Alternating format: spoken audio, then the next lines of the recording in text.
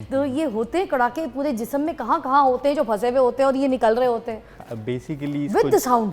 जी जी, इस joint alignments में sound जो आते हैं ना, ये आपके जॉइंट्स के अंदर एक बेसिकली कह लें गैस होती है।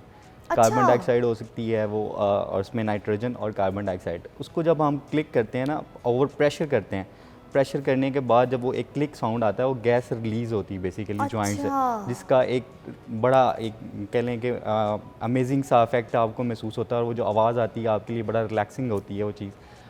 इस आपको कायरोप्रैक्टिस जो है, अगर इसको प्रॉपर इसकी जो जैसे मैंने बताया कि ये यूएस अमेरिका में और बाकी कनाडा में या ऑस्ट्रेलिया में इसको परफॉर्म किया जाता है। दे आर द प्रैक्टिशनर्स जिन्होंने वो पूरा एक डिग्री की है और इस तरह से किया है। अच्छा। पाकिस्तान में जैसे फिर बात इस तरह से है कि पाकिस्तान में जो परफॉर्म की जाती है वो थर्स्ट मैनिपुलेशंस हैं, जो कि कुछ फिजियोस जो हैं वो कर रहे हैं परफॉर्म, और उसकी वजह से ये जनरल रिलैक्सेशन के लिए और बाकी चीज़ों के लिए बड़ा अमेजिंग एक्सपीरियंस रहता है पेशेंट्स के लिए। या एक हेल्दी इंडिविजुअल भी है जो है, मैं ये नहीं कहता कि सिर्फ पेशेंट, लेकिन हेल्दी इंडिविजुअल्स भी हैं जो वो भी, जैसे आप बिल्कुल ठीक हैं माशाल्लाह, आपको कोई मसला नहीं है, तो आप भी ये नहीं, सेशन मैं ले ठीक सकती नहीं हूँ, हैं। मुझे बड़े मसले हैं ये आपको देखने में लग रहा है।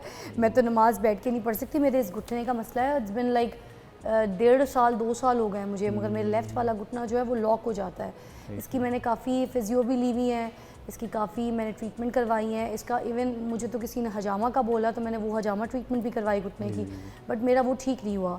तो समटाइम्स जैसे गाड़ी में भी मैं देर तक इस पोजीशन पे बैठूं तो मेरा ये लॉक हो जाता है। If I am sitting here also I have to move like this way, but मुझे मूवमेंट में रहना पड़ता है, मैं एक जगह पे स्टिल नहीं रह सकती। तो क्या मैं भी करवा सकती हूँ ये चीज़, मतलब फॉर मेरी जी। जैसी पोजीशन के लिए भी है रेकमेंडेड? बिल्कुल, आप सिटिंग वर्कर्स जो हैं या जिनके सिटिंग आवर्स हैं ज़्यादा देर के लिए, वो लोग भी ये करवा सकते हैं।